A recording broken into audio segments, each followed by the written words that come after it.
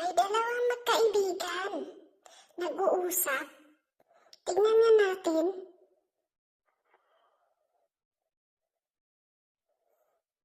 Pare, kumusta ka na? Eto pare, pagod na pagod na. Gamit na gamit na. Bakit naman? Hindi mo ba nakikita? Obvious naman siguro. Tignan mo ang pagmumukha ko. Ay, oo nga no, bakit nagkaganyan?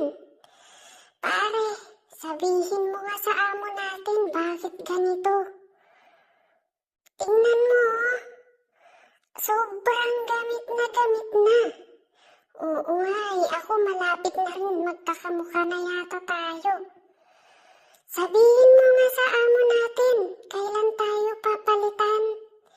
Hayaan mo, bukas makalawa siguro. May bago na.